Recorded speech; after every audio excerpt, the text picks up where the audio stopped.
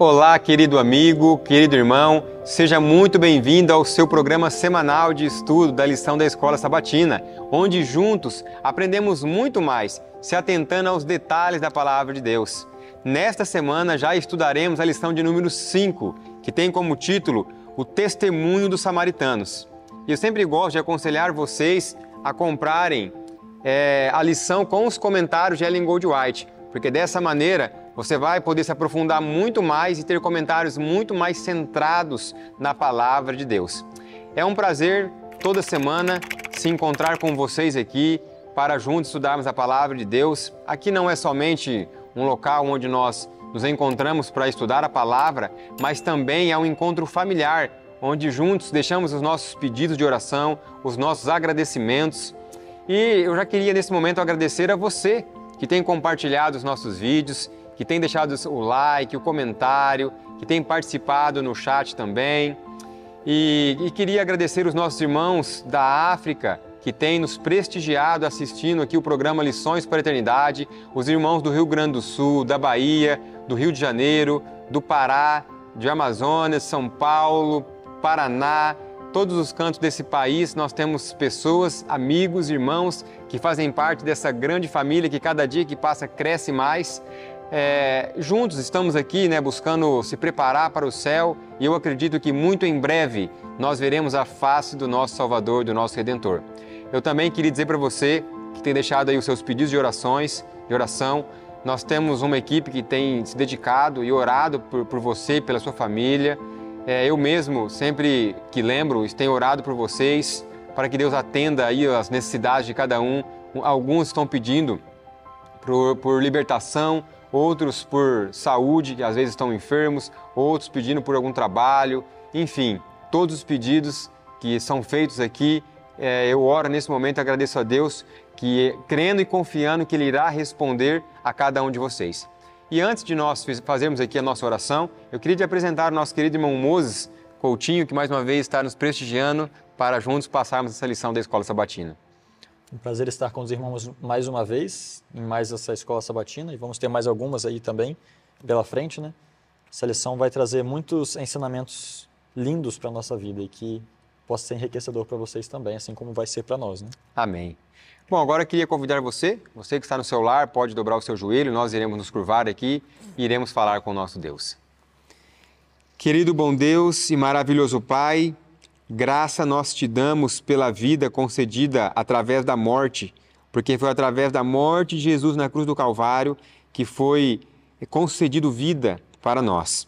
Nos ajude, Senhor, para que venhamos a entender cada dia mais qual é a sua vontade para mim, para o irmão Mose e para cada um dos queridos que nos acompanham, que venhamos nos entregar totalmente a Jesus, ter uma vida de fidelidade, uma vida de santidade, e assim podermos realmente sonhar com o céu. Amém. Muito obrigado por tudo que o Senhor tem feito, pelas pessoas que nos acompanham, que o Senhor possa atender a cada pedido de oração, aqueles que estão orando pela cura física, aqueles que oram pela cura espiritual, aqueles que oram por um filho, por uma filha que está longe dos caminhos do Senhor, que nesse momento eles possam estar sendo acolhidos pelo Espírito Santo e o Senhor possa dar a resposta segundo a sua boa vontade.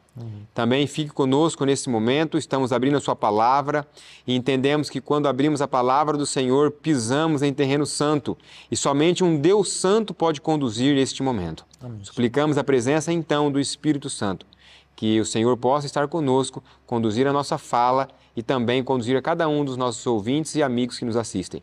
Isso é o meu pedido, não porque eu mereço, mas suplico no nome santo de Jesus. Amém, amém, amém. Amém. Bom, mais uma vez eu queria dizer para vocês que é um prazer estar aqui toda semana estudando a Palavra do Senhor e queria pedir a vocês que não deixem de orar pelos nossos projetos, que na realidade são projetos que nasceram no coração de Deus.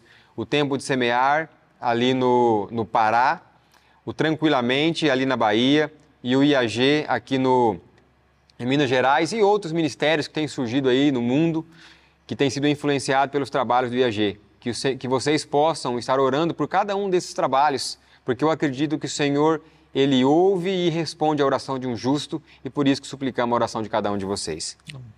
Irmão Moses, agora abrindo a lição, eu queria pedir a você que possa ler para nós o verso para memorizar, Já fica aberto também aos comentários, se você quiser comentar, fazer um resumo da lição, o que você tem achado dessa lição no geral, desse trimestre, né, que tem sido muito boa.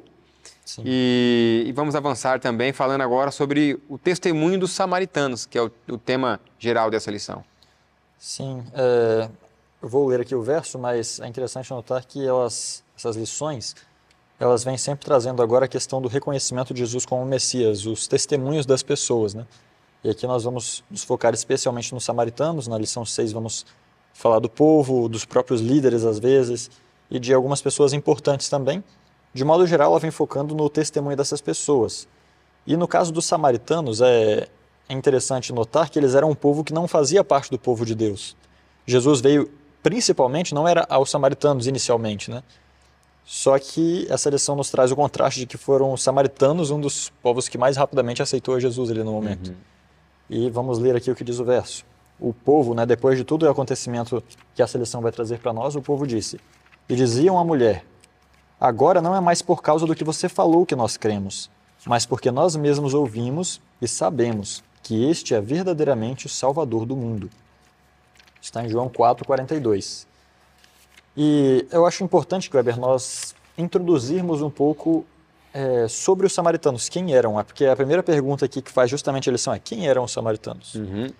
E vamos ver na Bíblia quem eles eram, porque às vezes nós olhamos e pensamos: nossa, os judeus eram tão cruéis, né? Não queriam se misturar com os samaritanos, os rejeitavam, tratavam como animais, ou não queriam amizade nenhuma, a ponto de Ellen White dizer que eles faziam de tudo que era possível para não terem que se encontrar, para não ter que pedir nada um para o outro, não ter que oferecer nada, não ter que fazer nada. E quando nós olhamos isso, nós pensamos que, nossa, que coração duro dos judeus. Mas vamos ver quem eram os samaritanos, afinal. Vamos ver então em 2 Reis 7, 17 e 18, o que aconteceu com o povo de Israel. Quando eu falo Israel, eu falo Reino do Norte, que compreendia as outras tribos que não eram a tribo de Judá, certo? E em 2 Reis 17, verso 7, até o verso 18 e adiante ainda vem falando de qual foi o problema, o que aconteceu com essas tribos. O verso 7 diz assim: Pois assim foi que os filhos de Israel haviam pecado contra o Senhor seu Deus, o qual lhes tinha feito subir da terra do Egito, de debaixo da mão de Faraó, rei do Egito, e haviam temido outros deuses. Então nós vemos aqui que o povo de Israel fez o quê? Eles foram resgatados por Deus, mas eles saíram debaixo da mão de Deus, pecaram, servindo a outros deuses. E o verso 10 fala aqui também: Eles ergueram para si imagens e bosques em todo outeiro alto, debaixo de toda árvore verde. A idolatria, desde Jeroboão, foi algo que nunca abandonou completamente Israel, Reino do Norte. Teve algum outro rei que conseguiu fazer a limpeza, mas morreu o rei, o que acontecia? Vinha outro e voltava tudo de novo. Essa foi a constante do Reino do Norte. Judá, o Reino do Sul, passou por episódios assim, mas eles se mantiveram mais firmes do lado do Senhor. E no verso 18 vem dizendo exatamente essas palavras: Portanto, o Senhor ficou muito irado com Israel e removeu-os da sua vista. Não houve nenhum restante senão a tribo de Judá. Então, quem foi que rejeitou Samaria, primeiramente? Nós estamos lendo, não podemos dizer que é algo diferente do que está escrito aqui. Como povo, Samaria foi rejeitada. O Reino do Norte, os samaritanos, eles realmente, Deus, estava escrito no Antigo Testamento. Os judeus pegavam a Torá, liam e estava escrito lá. O Reino do Norte, né, os samaritanos foram expulsos por Deus. Então o que nós vamos ter com eles? Que amizade a gente tem que ter? E a prova de que eles já tinham isso desde muito antigamente está em Esdras. Mas antes de ir a Esdras, vamos ler ainda 2 Reis 17, 24 para ver um outro aspecto dessa história. Diz assim: E o rei da Assíria trouxe homens de Babilônia, e de Cuta, e de Ava, e de Amate, e de Sefarvaim, e os colocou na cidade de Samaria. Ele colocou pagãos naquelas cidades, no lugar dos filhos de Israel. E eles tomaram posse de Samaria e habitaram em suas cidades. E o que aconteceu devido a essa mistura? E assim foi no princípio da sua habitação ali, que eles não temiam ao Senhor. Por isso, o Senhor enviou leões para o meio deles, os quais mataram alguns deles. Ou seja, mesmo sendo um povo rejeitado, Deus ainda tinha um ciúme deles ali, de alguma maneira. Porque quando veio as nações pagãs, se misturaram ali, não houve adoração a Deus, Deus enviou leões para o meio deles, daquele povo, e morreram várias pessoas. E aí eles perceberam, os próprios pagãos, que o problema estava justamente em que não havia um culto ao verdadeiro Deus, ou Deus, pelo menos, daquele povo, na visão dos pagãos, né? Ninguém estava cultuando o Deus de Israel em Israel. Então eles enviaram um sacerdote que estava exilado para ficar lá, né, com eles. E o que aconteceu? Vamos lá, verso 28. Então um dos sacerdotes que eles haviam levado para Samaria veio e habitou em Betel e ensinou-lhes como eles deveriam temer o Senhor. E o que aconteceu então? Verso 29. Eles logo começaram a adorar o Senhor, certo? Todavia cada nação fazia os seus próprios deuses e os colocava nas casas, nos lugares altos que os samaritanos haviam feito, cada nação das suas cidades nas quais habitavam. E olha o verso 33, que coisa terrível. E eles temiam ao Senhor e serviam aos seus próprios deuses. Estamos falando dos samaritanos, ou seja, houve uma Babilônia total aqui, realmente. Vieram babilônicos e instauraram a Babilônia no povo de Israel, o Reino do Norte. Houve uma mistura tanto de povo como de religião. Nesse momento, se tornou algo totalmente assim, sem sentido. Eles adoravam a Deus por medo dos leões, ou seja, sabiam que Deus era verdadeiro, mas eles ao mesmo tempo adoravam os seus próprios deuses. Se tornou uma Babilônia total ali mesmo. E o verso 34. Até este dia eles fazem segundo os costumes anteriores. Eles não temem ao Senhor, nem fazem segundo os seus estatutos ou segundo suas ordenanças, ou segundo a lei e o mandamento que o Senhor ordenou aos filhos de Jacó, a quem chamou de Israel. E bem, basicamente é isso sobre a apostasia e a rejeição de Samaria. Tanto é que em Esdras 4, vamos lá em Esdras 4 rapidamente também, para nós vermos um episódio onde Judá e Israel, Samaria, Reino do Norte, se encontraram em algum momento. E vamos ver como foi esse encontro e qual foi a reação de cada um. Está em Esdras capítulo 4, a partir do verso 1, onde diz o seguinte: Ora, quando os adversários de Judá e Benjamim ouviram que os filhos do cativeiro edificavam o templo para o Senhor Deus de Israel, então a própria Bíblia aqui nos traz uma informação interessante. A primeira linha diz que quando os adversários de Judá. E quem eram esses adversários? Então vieram a Zorobabel e ao chefe dos pais e disseram-lhes: Deixai que edifiquemos convosco, porque nós buscamos o vosso Deus, como vós fazeis, e nós sacrificamos a ele desde os dias de Esaradom.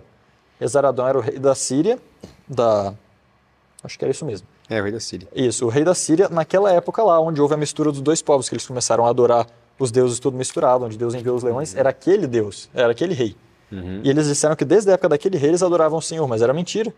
Desde aquela época eles confundiram o culto a Deus, totalmente.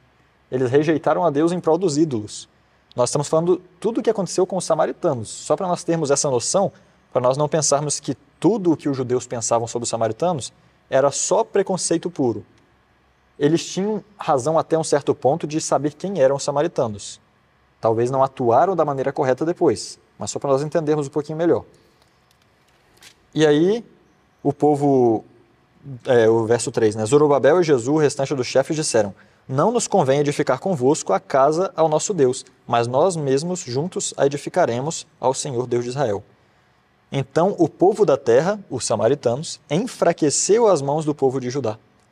A partir desse momento eles começaram a tentar impedi-los de construir. E o verso 6 diz que o reinado de Assuero, no princípio do seu reinado, eles escreveram uma acusação contra os habitantes de Judá e de Jerusalém diante do rei Assuero, né? Exatamente. Basicamente é para nós vermos aqui a história de tudo que aconteceu, né, com o povo de Samaria. E a partir desse momento, o que aconteceu? Não temos aqui escrito na Bíblia exatamente o que aconteceu, mas Ellen White nos diz aqui no comentário da lição. Está escrito bem assim. Lição número 5. Perto dos israelitas... Peraí, esse aqui nós já lemos na Bíblia, né? Vamos lá. Durante o período da restauração, esses samaritanos ficaram conhecidos como os adversários de Judá e Benjamim. Ouvindo eles que os que haviam voltado do cativeiro estavam reconstruindo o templo ao Senhor, se aproximaram de Zorobabel e dos chefes de família e expressaram o desejo de se unirem a eles. E nós vimos aqui que ele não foi permitido. E olha só o que Deus queria que o povo de Judá tivesse feito naquela ocasião. Se os líderes judeus tivessem aceitado essa oferta de ajuda, teriam aberto uma porta prentada da idolatria. Ou seja, Deus mesmo não queria que eles se misturassem nesse momento. Não queria que eles se misturassem. Eles viram claramente a falta de sinceridade dos samaritanos. E o que aconteceu depois disso? Nunca mais houve amizade entre eles, entre os dois povos. E os samaritanos, como uma maneira de protestar, eles construíram o seu próprio templo. no Monte Gerizim, em Samaria. E esse é o contexto. Só para que nós entremos agora, um comentário meio extenso, né? Mas só para que nós tenhamos um contexto histórico da problemática, né? Isso é importante nós estudarmos essa parte, porque às vezes nós somos muito injustos com os escribas, com os fariseus, com o povo judeu. O povo judeu realmente era um povo problemático, era um povo que tinha muitas complicações. Porém, de uma maneira errada, eles ainda eram adoradores do Deus verdadeiro. E como o moço colocou, os samaritanos eles tinham uma dificuldade, eles não sabiam nem como adorar, porque eles adoravam tanto a Deus, mas tinham idolatria, adoravam outros deuses também. De certa forma, eles também acreditavam na profecia do Messias, veremos aqui uma situação que mostra isso, mas eles estavam muito perdidos dentro de muitas crenças que eles mesmos levantaram para si. E o que você colocou é interessante, porque quando se trata de o Reino do Norte e Reino do Sul, o Reino do Norte sendo Samaria, né, sendo ali as 10 tribos, e o Reino do Sul as 2 tribos, quando houve aquela divisão, o Senhor falou para Jeroboão, Jeroboão, se tu fores fiel, não faltará substituto no trono. Se tu fores fiel. Como Jeroboão não foi fiel, logo já, por ao contrário, né, já levantou um templo e um altar de sacrifício ali, de idolatria em Samaria, logo Deus, há pouco tempo depois, já foi destruído, no caso de Israel, e nunca mais se levantou como uma nação, como as 10 tribos. E o povo judá continuou até nos dias de Cristo, enfim, assim por diante. E eu acho importante a gente colocar isso por quê? Porque justamente é a maneira como nós vamos aplicar isso em nossa vida. Nós podemos pensar que os judeus eram maus por tratarem os samaritanos assim. Por quê? Porque eles evitavam se misturar, evitavam se aproximar, evitavam de qualquer maneira qualquer contato, porque eles tinham uma mistura de adoração. Eles adoravam a Deus, mas ao mesmo tempo tinham seus ídolos, né? E a minha pergunta é, como é que nós lidamos com outras denominações religiosas? Porque eles compartilham alguns pontos conosco e outros não. Quão grande é o nosso medo de nos contaminarmos com essas pessoas? E para nós compararmos, será que nós estamos sendo muito melhores do que os judeus nesse aspecto? Porque Deus falou claramente, o sábado é o dia de guarda. E aí, como eu trato um católico, não eu estou dizendo que nós vamos maltratá-los de maneira física, porque eu estava até vendo um documentário esses dias e a mentalidade do povo do Oriente Médio é muito diferente da nossa, do Ocidente, é muito diferente. Para eles, tudo é muito mais a ferro e fogo, assim, aquilo que é e ponto final, não existe preâmbulo, não existe nada ao redor. Então, tudo que eles fazem é em nome de Deus, terrorista mata em nome de Deus, tudo é assim.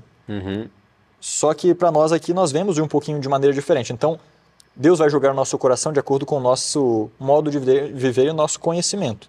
Nesse nosso conhecimento e na nossa cultura, como Deus julgaria a maneira como eu trato essas pessoas? Ninguém destrataria, mas será que nós estamos dispostos a aproveitar a oportunidade de nos aproximarmos de maneira a alcançar o coração dessas pessoas? Eu diria que talvez seja esse o propósito, né, de nós pensarmos. De nós avaliarmos aqui nessa lição, né? Isso. E é interessante isso que você colocou, porque na realidade, Provérbios ele é muito claro. O provérbio diz assim, tudo aquilo que já foi, e nada há de novo, nada novo debaixo do céu. Então, por exemplo, será que a maneira hoje, o procedimento do povo cristão, do povo moderno, é diferente do procedimento do povo do passado? Eu acredito que não. E nós temos que levar em consideração que eles vieram primeiro. Eles viveram nos dias de Jesus. O povo judeu, até hoje, eles carregam muitas tradições que existiam nos dias de Cristo. Cristo trabalhou, pregou e orientou muito contra algumas tradições que até hoje eles carregam. Agora, quando você vem para os nossos dias, para o tempo atual, nós conseguimos encontrar dentro de cada coração um fariseu escondido, né? Um escriba escondido, um doutor da lei. E ainda nos nossos dias, que em cada esquina existe um doutor da lei. Briga e se não se fala mais na internet por causa de qualquer coisa. Então, essa colocação que você trouxe é interessante e a lição em si, ela quer nos ensinar algo aqui. Ela não quer dizer que nós devemos estar misturado, de certa forma, fazendo as mesmas coisas que os pagãos. Mas tem alguma coisa que eu não quero adiantar aqui, que a lição vai nos ensinar, que faltou para o povo judeu e que nós também corremos o risco de faltar para nós. Mas avançando aqui um pouco mais, o contexto do encontro. Porque aqui vai contar a história também de um encontro, né, onde Jesus se encontrou com uma determinada pessoa. E eu achei muito interessante esse ponto, porque Jesus, ele foi um homem que veio para as pessoas que estavam de escanteio, aquelas pessoas que eram excluídas, que eram olhadas de cima para baixo e julgadas a todo momento, a todo instante. Pessoas que por circunstâncias da vida não conseguiram acertar. Pessoas que por algum momento ou alguma decisão errada que tomou, ali recebeu como consequência, às vezes enfermidades, às vezes uma vida totalmente com imoralidade, mas eu queria dizer para você que Jesus, ele não passou por alto essas pessoas. Ele olhava para essas pessoas com o mesmo amor e com o mesmo carinho que ele olha para você e para mim hoje. Até porque o nosso Salvador, ele veio para salvar aquele que estava perdido. Ele veio para curar aquele que estava enfermo. E se eu e você não entendermos que nós estamos enfermos por causa do pecado e precisamos de um Salvador, precisamos de um médico, precisamos de alguém que reconstrua ou que renove as nossas esperanças, nós vamos correr o risco de ser um fariseu moderno no século XXI. Um fariseu que acha que está bom e de nada precisa. Isso é tão interessante que se você abrir sua Bíblia, eu vou economizar o tempo aqui, até porque você já conhece o texto, a mensagem para os nossos dias é uma mensagem para uma igreja morna. Ali o conselho é que compres ouro provado no fogo, compre colírio para que possa enxergar. Por quê? Porque o problema dessa igreja é que ela acha que ela é rica. Ela acha que de nada ela precisa. Ela acha que ela não é igual aos outros lá fora. E o que você colocou é muito bem colocado, e aí mostra para nós claramente que nós também estamos vivendo em dias complicados e muitas vezes estamos bebendo da mesma água que aqueles homens beberam e lemos a Bíblia e falamos assim, como pode? Como aqueles homens tinham coragem de agir dessa maneira e estamos agindo de forma semelhante ou em piores situações, porque hoje nós temos o conhecimento e temos o exemplo desses homens. Mas aqui traz o contexto desse encontro, Moses. O que você gostaria de dizer? Esse encontro, poderíamos dizer que é um dos encontros mais belos da Bíblia, né? Ah, com certeza. E justamente a pergunta, né, que a lição nos traz é o que levou Jesus a atravessar a Samaria? E tem algo muito interessante sobre a vida de Jesus, é que não tinha um ato de Jesus que ele só fazia porque sim, não havia absolutamente nada. Nós vemos aqui pelo menos duas razões claras para Jesus ter feito isso. Uma era que os fariseus, como o espírito que o Kleber estava falando aqui, né? Inclusive, só antes de entrar aqui, Kleber, eu já tocaria num ponto de que o problema do povo judeu era justamente que, assim como eu, se vou construir uma instituição adventista, não vou chamar um testemunho de Jeová para ajudar, por quê? Não porque nós não possamos ser, de alguma maneira, ter convivência, mas porque nós temos mentalidades diferentes, nem eles também aceitariam. E isso não é uma questão de inimizade, isso é uma questão de incompatibilidade. Agora, qual era a diferença de Jesus? Jesus ele tinha interesse na salvação do judeu, de Anás, de Pilatos, da mulher samaritana. A salvação, ela vem de Deus, não da sua nação. Nós vamos abrir isso mais para frente, mas é só um ponto para nós tocarmos. E você tocou um ponto importante também, você poderia você mesmo explicar, que muitas vezes nós não entendemos, né, a temática que existia por detrás de tudo isso. O que teria a ver, qual seria o problema de Jesus passar por Samaria? Porque hoje nós passamos por qualquer cidade, independente se a cidade tem só espírita, e aqui não estou querendo ser desrespeitoso com os nossos irmãos espíritas, se é pessoas que só é do candomblé, se é ateu. Então, nós passamos por qualquer cidade hoje em dia. Sim. Mas naquela época existia uma situação complicada. E Jesus fez algo que não era comum, em passar por aquela cidade. Eu queria que você exatamente. falasse um pouco sobre eu vou ler apenas um pouquinho aqui o que a própria lição traz, e depois eu gostaria de ler um texto do Espírito de Profecia. Diz aqui, portanto, quando o Senhor soube, 4:1 de João, quando o Senhor soube que os fariseus tinham ouvido o que Jesus fazia e batizava mais discípulos que João, ele, verso 3, deixou a Judeia e partiu novamente para a Galileia. Um judeu geralmente faria essa viagem por outro caminho, um caminho mais longo. Jesus, será que ele estava com pressa de chegar na Galileia? Vamos ler o que está escrito aqui em Desejado de Todas as Nações, 273. Muitas das palavras e atos de Jesus parecem misteriosos a mentes finitas. Mas cada palavra e ato seu tinha definido propósito na obra de nossa redenção. Ou seja, tudo o que Jesus fazia tinha um motivo. Jesus não fazia nada só porque tinha que fazer. Não, tinha um propósito. E qual era o propósito? Na obra da redenção. Cada um era calculado. Jesus calculava o resultado de cada passo. Uau. Será que ele passou por acaso, por aquele caminho? cada um era calculado a produzir seus próprios resultados. Se fôssemos capazes de entender-lhe os desígnios, todos pareceriam importantes, completos e em harmonia com sua missão. Ou seja, cada propósito que Jesus alcançou, ele já estava planejando, não foi por acaso. Já que eu estou aqui com essa samaritana, vamos fazer alguma coisa. Jesus se colocou na situação, ele falou, não, eu vou passar por Samaria, porque eu quero influenciar aquele povo, e eu vou fazer isso. E talvez o próprio Espírito mostrou para Jesus que ele iria encontrar essa mulher junto ao poço. E é interessante que nós podemos depois entrar aqui no segundo ponto, né? Acho que já podemos entrar na segunda pergunta. Claro. De que Jesus, ele era filho de Deus. Por que ele não matou a própria sede? Ellen White fala que ele estava com bastante sede. Fala que ele estava, imagina, uma viagem, caminhando naquelas estradas poeirentas do deserto, você chega na beira de um poço.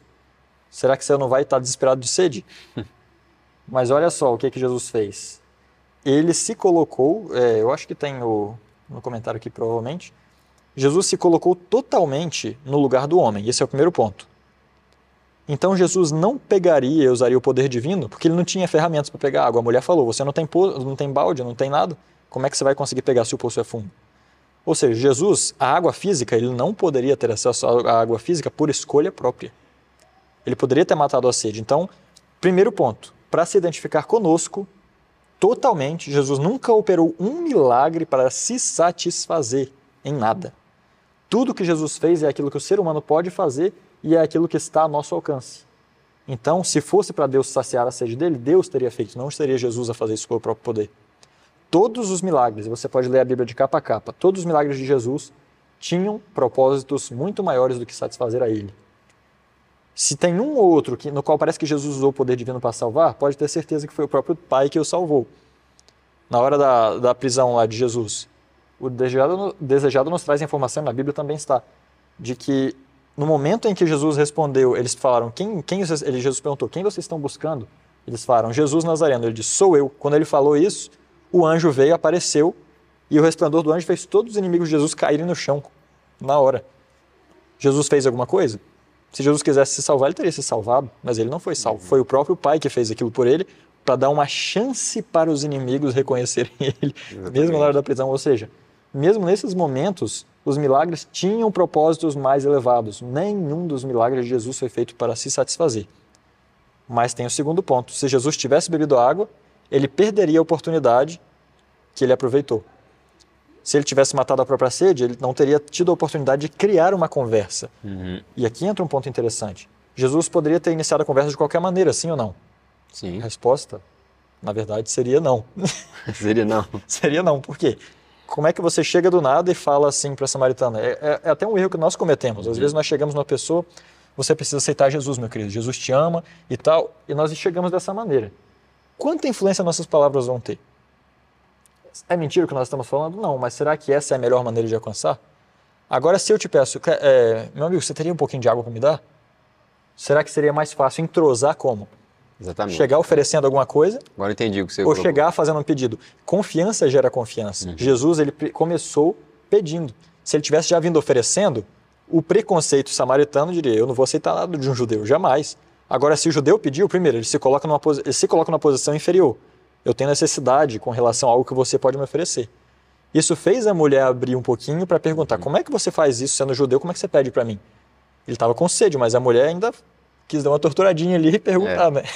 É porque isso era comum, né? Pois é. Se nem poderia atravessar a cidade, muito menos pedir uma água. Pois é, só que ao mesmo tempo, tem outra coisa muito interessante, que até hoje, qual é a coisa que nunca, em país nenhum do mundo, você vai negar para alguém? E que você é mal visto se você negar. Um copo d'água. Quem vai negar um copo d'água? O preconceito chocou com uma coisa ali, que está escrito no próprio Espírito de Profecia, de que, olha, quer ver? Está escrito bem aqui, ó.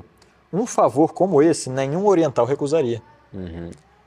No Oriente, a água era chamada o dom de Deus. Dar de beber a um sedento viajante era considerado tão sagrado dever que os árabes do deserto se desviariam do caminho a fim de o cumprir.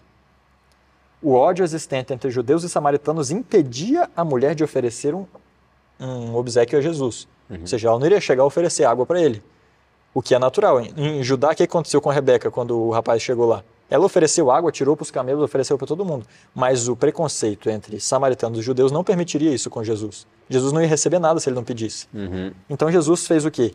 pediu. Ele quebrou o que seria supostamente o orgulho humano, se fosse nós no caso, né? Vamos ser sinceros, será que eu e você pediríamos água para samaritano? Sendo judeus, tendo todo esse contexto de fundo, sabendo que a mulher talvez não me odeie, e meu povo inteiro odeia aquela mulher? Entendeu? Então, Jesus pedir água ali foi uma humilhação da parte de Jesus, mas com propósito. Lembremos o que nós lemos. Toda a atitude de Cristo tinha um propósito mais elevado do que parecia superficialmente. E o que aconteceu aqui?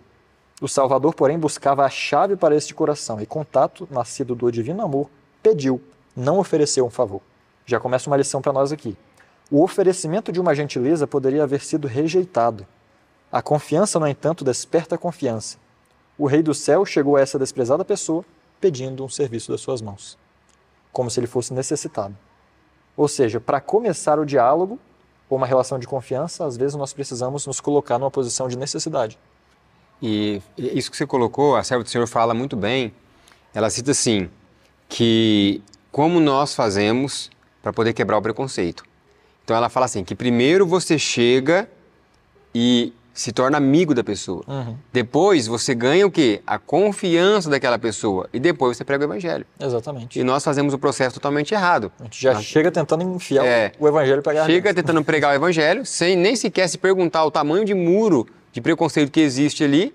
Depois tenta ganhar amizade, que já é algo difícil, e depois quer ganhar confiança. Então, o processo está sendo feito errado. Então, com certeza. Na verdade, não é errado nós querermos falar de uma vez o evangelho para a pessoa. Não é errado. Só não é estratégico. E Deus gostaria que os seus obreiros fossem estratégicos. Exatamente. Ele jamais... Imagina, qual exército vai chegar sem estratégia e não sair atirando para todo lado? E outro ponto, moço, é conhecer... Eu não estou querendo dizer para você aqui, nem estou te aconselhando você a ir lá estudar o Espiritismo, ir lá estudar o que o assembleiano acredita, se aprofundar naquilo. Mas é você ter uma noção básica de como a crença dele, como que é a palavra? Como ela funciona, né? Ela combate com a sua, onde é o atrito ali. E aí você tentar trabalhar e mostrar onde ele está enganado. Foi o que Jesus fez na realidade ali. Porque Jesus ele chegou ali e não foi querer discutir ou debater com aquela mulher. Ah, você é uma samaritana, vocês estão errados, isso ou aquilo. Não foi isso que aconteceu. Né? Ele chegou ali e simplesmente pediu água. Sim. E ali ele tentou depois forçar um tipo de diálogo com aquela mulher. A lição, no decorrer dela aqui, ela vai mostrar o que isso levou. Porque é muito importante nós meditarmos sobre isso, porque essa história de Jesus aqui, com essa samaritana, ela não foi escrita por acaso. Não foi escrita aqui na Bíblia simplesmente para mostrar que Jesus pediu água para uma mulher no poço e a mulher deu água para ele. Não é isso. É que aqui existe uma história muito grande de preconceito. E nós vamos ver no decorrer da lição, quando a mulher entendeu quem era Jesus, qual foi as perguntas que ela fez. Quando nós entendemos que existe uma pessoa na nossa vida, que ela é estudiosa, que ela é confiável, automaticamente nós já lançamos algumas perguntas para ela. Sim. E não importa se ela é opositora. Às vezes a pessoa não concorda com você, mas ela ganhou tua confiança, você sempre lança umas perguntas para ela, querendo saber o porquê que ela crê daquela maneira. Sim, e um outro detalhe que eu acho importante citar, ficou até meio grande meus comentários sobre esse dia, mas pode até ser um pouquinho controverso aqui que eu vou falar. Não pretendo ser eu controverso, mas pode ser algo que tenha diferentes pensamentos a respeito. Mas eu vou até usar um texto de Ellen White para suportar isso. Quando nós recusamos um favor de alguém, imagina que eu vou te visitar, Kleber, e você me oferece água. Não quero não. Ah, comida não quero não. Ah, senta aqui na cadeira. Não. O que vai parecer? Quem sou eu para você? Não é cara metido, estranho, né? né? É estranho, tipo, ele chega aqui, aí quando você vai na minha casa, eu dentro da sua casa, você me oferece as coisas, eu não aceito, mas eu falo, não, vamos lá, vamos sentar aqui, vamos estudar a Bíblia. Como é que está seu coração com relação a mim? Qual é o tamanho da abertura que tem esse coração? Nenhuma.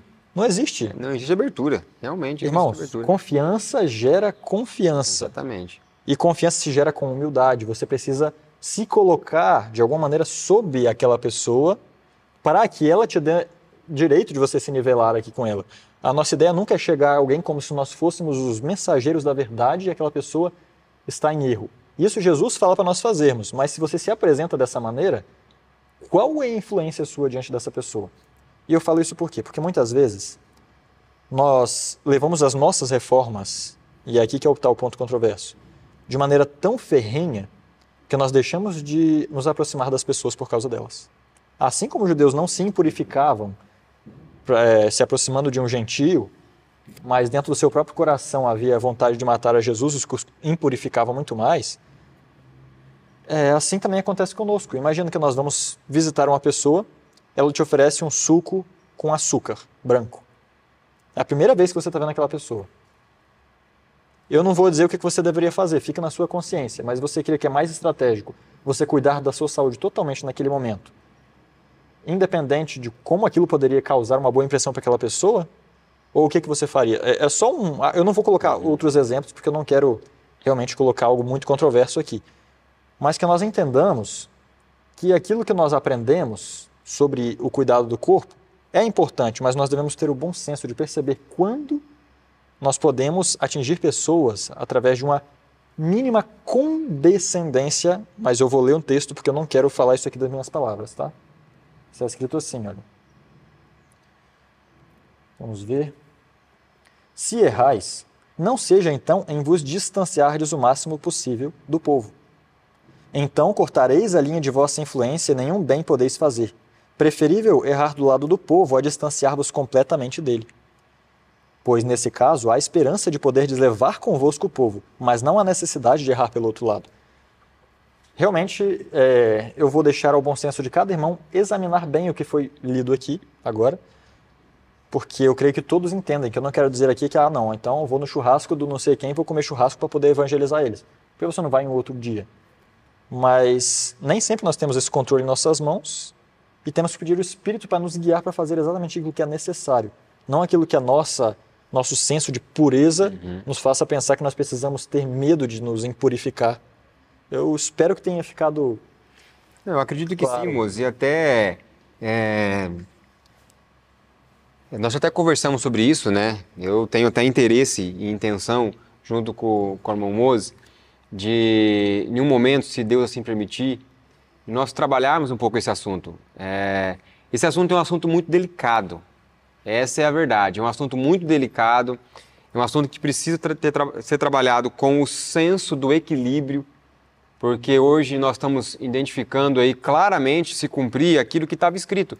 Você crê no Espírito de Profecia, e a palavra do Senhor fala que até no final dos dias teriam pessoas que elas iriam ser muito tendenciosas ao fanatismo. Então elas fazem, e aqui fica já uma dica para você, às vezes você pode pensar assim, será que eu sou um fanático? Ou será que eu estou seguindo algum fanático?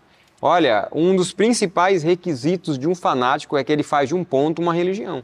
Exatamente. É um dos principais requisitos. Sempre que você estiver com ele, você tocar nesse assunto, vai dar algum flash, vai ter algum problema, vai ter alguma situação complicada, ele vai te chamar de apostatado, ou vai chamar outro de apostatado, ou porque é isso, é porque é aquilo, ou porque quem fala isso é do diabo. Essas falas e frases já representam uma pessoa que não está equilibrada.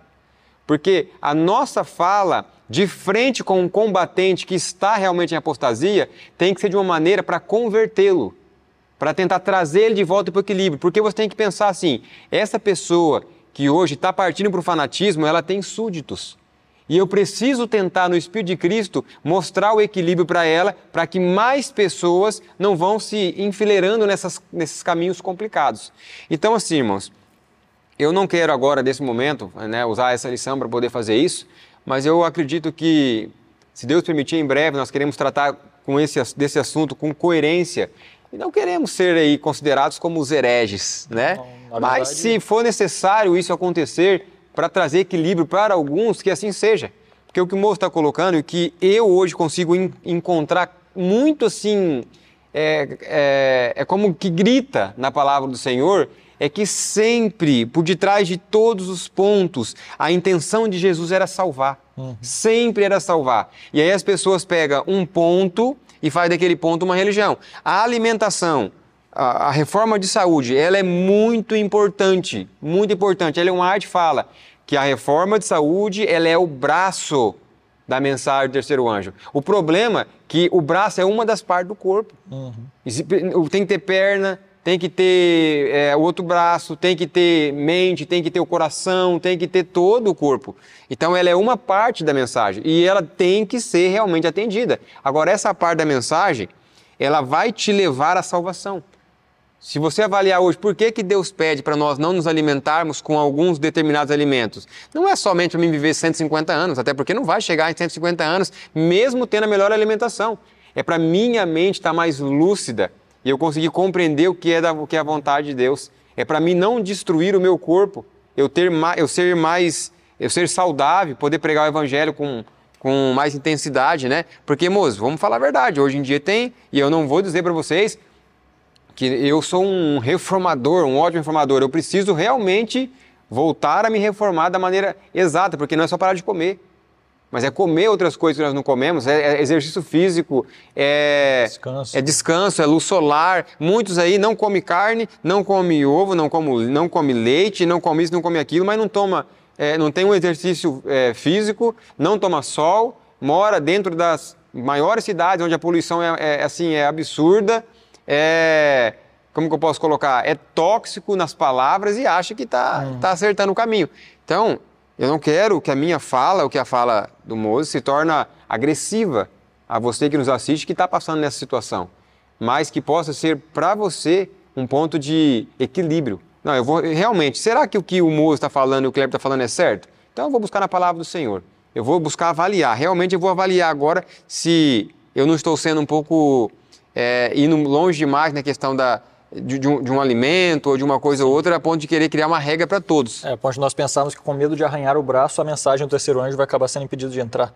Sendo que o braço é o que vai ser usado para a guerra. Pode acabar tendo arranhões, mas o importante é que ele seja cicatrizado e continue trabalhando, né? Mas que nós possamos melhorar cada vez mais nesse aspecto diante de Deus e aprender a realmente amar as pessoas mais do que o nosso próprio corpo, entende? E mais do que nós mesmos. Que nós possamos entender que, assim como Jesus, em tudo que ele fazia, ele tinha como intenção salvar alguém, que seja esse o nosso pensamento. Isso, com o Espírito Santo, esse pensamento não vai nos deixar cometer erros. E só para que não fique ecos, né? E isso não quer dizer que você deve ficar fazendo extravagância simplesmente para poder, como diz o ditado, né? Agora, já que quando eu vou visitar a pessoa ali, ela toma lá, vamos colocar um refrigerante. Então, eu já vou usar o refrigerante em casa mesmo e vou tomar também lá. Não é isso que estamos querendo dizer. O moço está colocando pontos aqui, que nem às vezes um açúcar, às vezes você vai lá na casa da pessoa, ela faz um alimento lá e usa um trigo branco, aí a pessoa já fala, puxa vida, comi um bolo, mas era trigo branco, não era integral. O macarrão é branco, eu só como macarrão integral agora, então não vou comer. Não é isso que estamos querendo dizer. Totalmente. Mas vamos lá, avançando um pouco mais na lição aqui, essa mulher, ela teve esse encontro, né, com Jesus ali junto a esse poço, e nesse poço, Jesus, além de ter pedido água para ela, ele trabalhou ali problemas que existiam na vida daquela mulher, problemas que eram assim considerados como inaceitáveis para alguém ganhar o céu, alguém que via naquela prática não poderia sonhar com o céu. E eu queria que você comentasse um pouco sobre isso, moço. Como é que foi esse encontro ali, essa conversa, como Jesus agiu, como é que foi esse momento? Bem, nós começamos aqui, como nós vimos, né, Jesus, ele criou essa confiança com essa atitude dele, e aí ele conseguiu acesso mais profundo à própria pessoa em si. A pessoa se abriu, tanto é que isso criou uma curiosidade nela, e ela quis saber como que um homem como você, judeu, vai me pedir um favor. E ali, então, Jesus, sábio, com o Espírito Santo na sua mente, aproveitou cada brecha para começar a penetrar na mente daquela mulher. Então ele já diz aqui no verso 10, se tu conhecesses o dom de Deus e quem é o que te diz dá-me de beber, tu lhe pedirias e ele te daria água viva. Então aqui o Jesus foi meio, por mais que ele usou um pouco de ilustração, ele foi meio que direto também nessa conversa aqui, né? A mulher começou a tentar, assim como Nicodemo, né, fingir que não estava entendendo bem o que ele estava dizendo, mas na mente dela tinha alguma coisa já que mostrava o que Jesus queria dizer, né?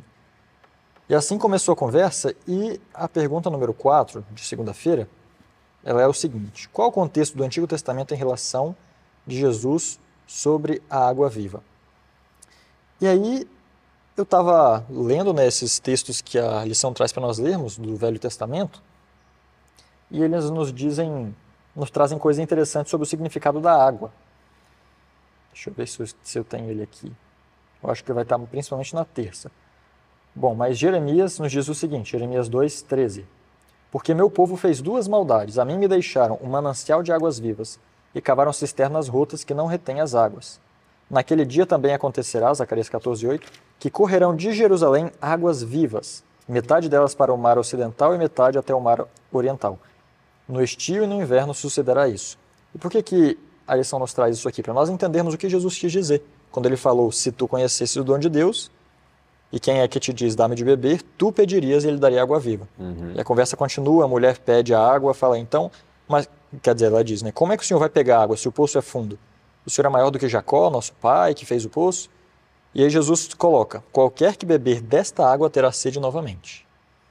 E aqui Jesus começa a colocar de maneira mais aplicada o ponto espiritual daqui. Mas aquele que beber da água que eu lhe der nunca terá sede, mas a água que eu lhe der se fará nele uma fonte de água a jorrar para a vida eterna. E aí, eu fui ler, né, o significado da água, e tem aqui em Desejado de Todas as Nações o seguinte: aquele que busca matar a sede nas fontes deste mundo, beberá apenas para tornar a ter sede. Por toda parte são os homens descontentes, anseiam qualquer coisa que lhes supra a necessidade espiritual. E continua dizendo, vou ler primeiro, depois eu comento. Unicamente um lhes pode satisfazer essa necessidade. O que o mundo necessita é Cristo, o desejado de todas as nações. A divina graça que só Ele pode comunicar é uma água viva. Aí vem 3 características sobre a água. A água é viva, é purificadora, refrigerante e revigoradora. E aí eu comecei a pensar, bem, então a água que Jesus dá, ela é viva, ou seja, dá a vida eterna, ela traz a vida eterna, ela é refrigerante, é purificadora, purifica do pecado, e é refrigeradora, né, revigoradora.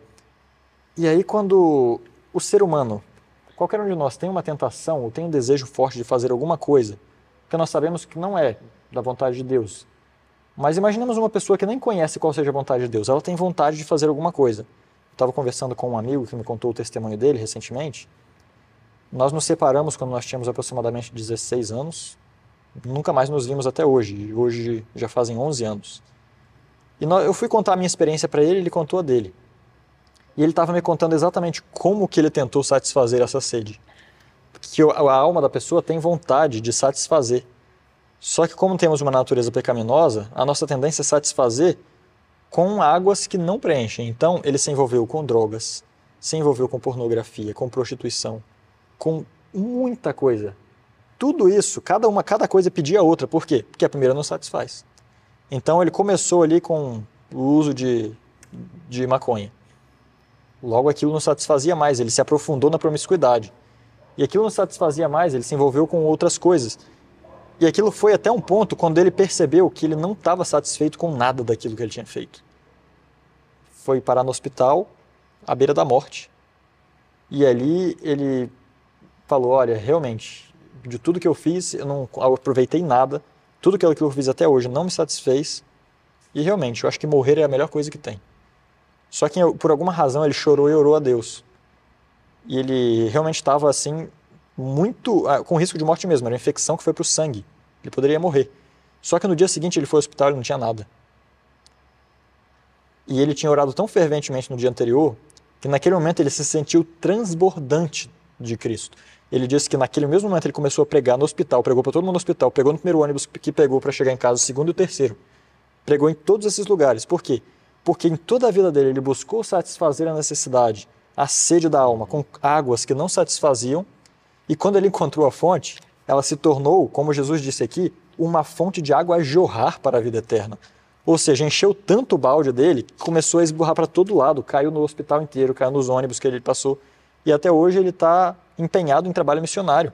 Glória a Deus. É exatamente isso que Deus quer fazer com a vida de todos nós. O homem tem necessidades, cada um tem as suas.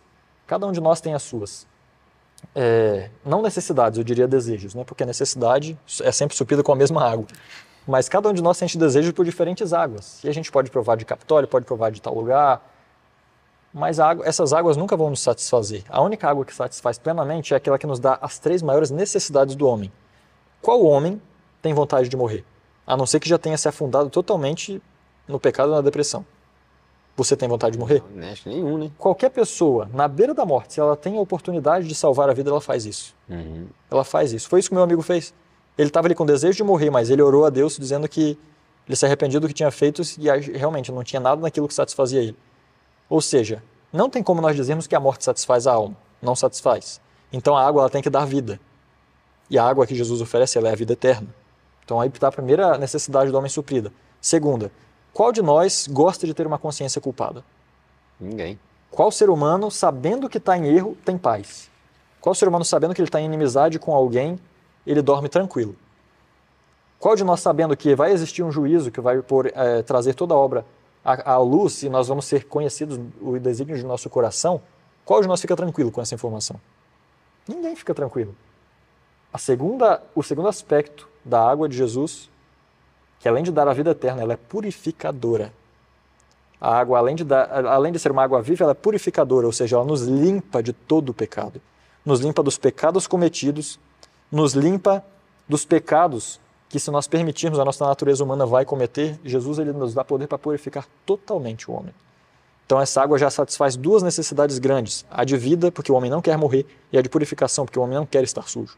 Nenhum homem tolera estar sujo. E o último, ela é refrigeradora, revigorante. E o que foi que Jesus falou para os discípulos um pouco antes dele partir? No mundo tereis aflições, mas tem de bom ânimo. Eu venci o mundo. Por quê? Porque o desânimo é algo que afeta a todos. E eu tenho percebido e falado isso com muita frequência. Qual é a maior arma de Satanás contra nós? É o desânimo. Por quê? Porque se nós mantemos uma vida de oração e consagração, nós não vamos cair em tentação, nós não vamos pecar. Só que Satanás ele nos desanima, porque se nós desanimarmos e passarmos um dia sem orar, liderança cristã diz que uma pessoa que passa um dia sem orar pode chegar a cometer atos estranhos que nunca cometeria. Um dia sem orar. Ou seja, a maior necessidade do homem é vida, vida eterna, ninguém foi feito para morrer. A segunda necessidade é de purificação, ninguém gosta de ter um coração contaminado ou olhar para si mesmo e ver que está sujo. E a terceira, ânimo para enfrentar a prova dessa vida. Porque nós sabemos que é apenas uma prova, que passando por essa prova nós vamos ganhar a vida eterna.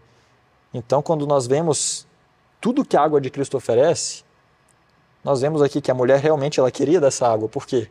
Quem vai querer uma água que não satisfaz? E é interessante essa história, né? Você colocou aí de uma forma até poética. Eu estava avaliando aqui pensando, né? Jesus, ele era um bom vendedor. Ele era uma pessoa assim que... Porque o bom vendedor não é aquele que faz você comprar algo que você não quer. Não é aquele que faz você comprar algo que não presta. Para começar, o bom vendedor nem vende coisa que não presta. É um bom de verdade, não um marqueteiro. Exatamente, não um marqueteiro. Estou falando de um bom vendedor.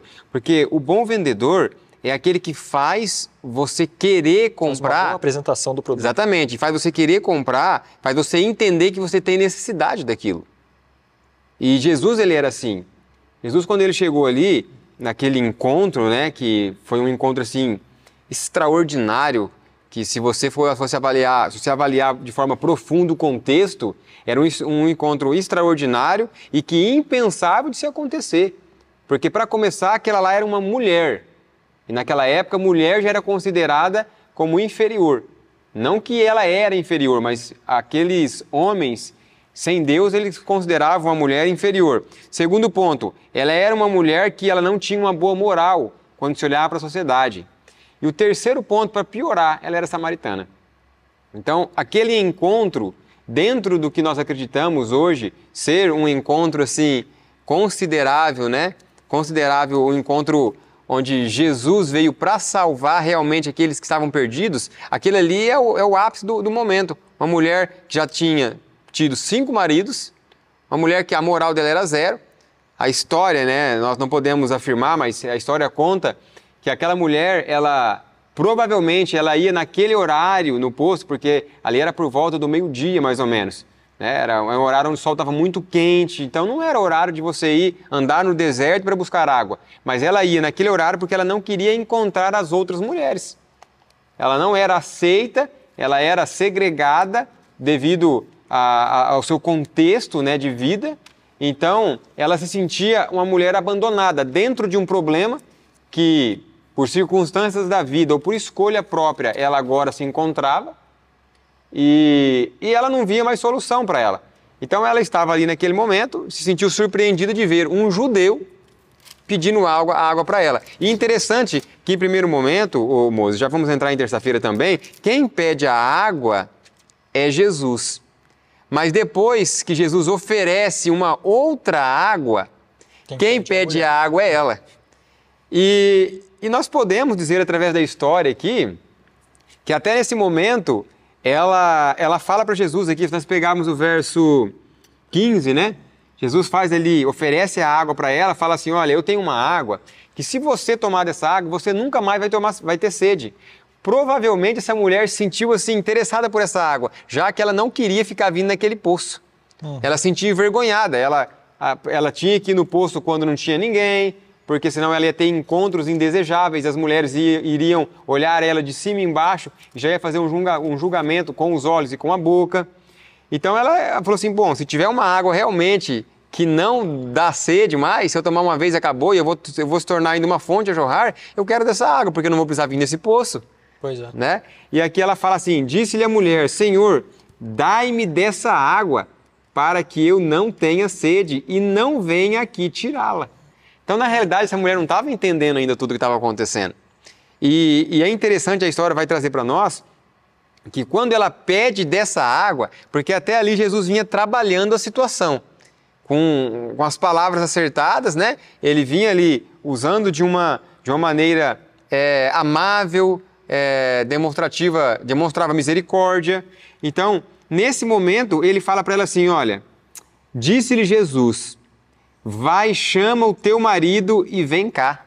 Então, agora Jesus, ele sobe um pouco mais o degrau do evangelismo ali, e ele sabe o que aquela mulher precisa, e ele pede para ela chamar o marido dela, porque, na realidade, naquele momento ali, Jesus já queria mostrar para ela, né, quem era ele. E interessante que até nesses momentos que nós estávamos estudando as lições anteriores, Jesus não estava se revelando como Messias.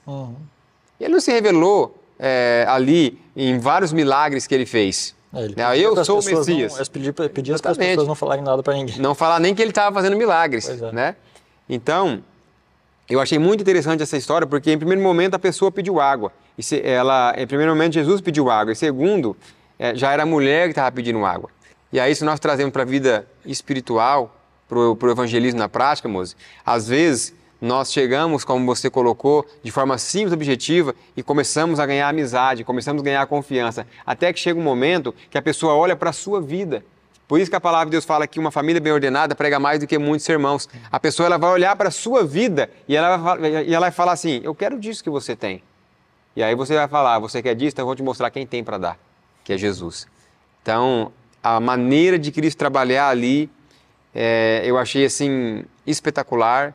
E eu penso que não tem outra maneira, até porque no Manuscritos, volume 1, na página 23, se eu não me engano, ela fala assim, que a maneira de Cristo trabalhar não pode ser melhorada. Então, nós temos que olhar para o que Cristo fazia e copiar o nosso exemplo, né? Não é o servo maior do que o seu senhor. Exatamente. É o que Jesus falou. E no finalzinho de segunda ainda, antes de nós entrarmos no terça, traz o seguinte, fala para nós lermos João 7, 37 e 38, e pergunta, como experimentar o que ele prometeu? Porque geralmente fica essas perguntas, né? Tudo isso tem que ser feito, mas como? Como que deve ser feito? Verso 37, João 7, 37. No último dia, o grande dia da festa, Jesus pôs-se em pé e clamou, dizendo, se algum homem tem sede, deixai-o vir a mim e beber. Verso 38. Quem crê em mim, como diz a Escritura, do seu ventre fluirão rios de água viva. Mas a pergunta continua, como? Como é que funciona isso? O que acontece? O verso 39 diz, mas isso ele falou do Espírito, que haviam de receber os que nele crescem, porque o Espírito ainda não fora dado. Ou seja, como é que nós experimentamos isso na nossa vida? Através de receber o Espírito Santo. E o Espírito Santo nós não temos segredo quanto a isso.